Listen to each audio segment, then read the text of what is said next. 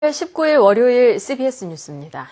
세월호 참사와 관련해 박근혜 대통령이 오늘 처음으로 국민에게 직접 사과하고 해양경찰청 해체 등의 개혁을 단행하는 대국민 담화문을 발표했습니다. 이에 대한 교계와 시민들의 우려와 기대 섞인 반응이 엇갈렸는데요. 조혜진 기자가 보도합니다. 세월호 사고 34일째. 박근혜 대통령은 이번 사고의 최종 책임은 대통령 본인에게 있다고 공식 사과했습니다.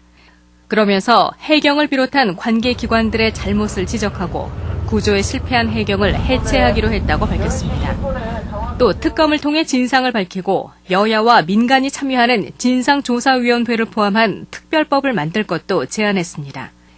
이 같은 담화 내용에 대해 교계와 시민들은 기대와 우려의 입장을 표했습니다. 진보적 성향의 한국기독교교회협의회는 대통령의 담화는 여야와 민간까지 포함한 진상규명위원회 구성을 수용한 진일보한 측면도 있지만 재난 대응의 책임 주체로서의 청와대의 무책임과 무능, 그리고 공영방송의 왜곡 보도와 청와대의 언론 정책에 대해서는 언급이 없어 진실성이 의심된다고 지적했습니다. 이들은 특히 지금 진정으로 필요한 것은 어설픈 정부기구 개편이 아니라 감춰진 진실을 파헤치고 책임자들의 책임을 묻고 새 대안을 만드는 일이라고 강조했습니다.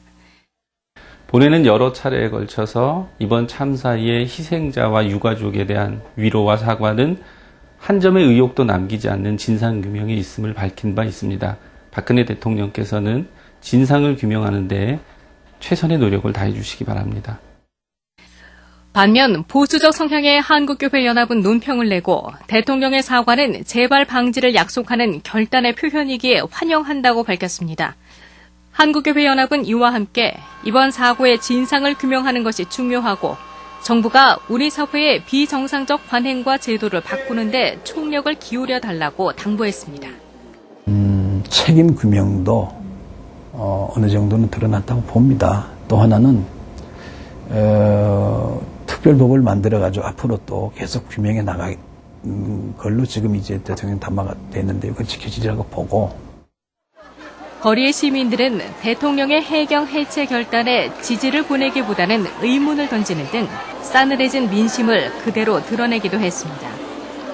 누가 어떤 식으로 관리를 하겠다는 거지라는 생각밖에 안 들더라고요. 이제 바다 쪽에서 또 일이 지금뿐만이 아니라 계속 이어질 텐데 자기는 책임이 없다 이런 식으로 떠넘기는 것 같아서 솔직히 좀 대통령이 그래야 하는 게 맞을까라는 생각이 좀 많이 들었어요.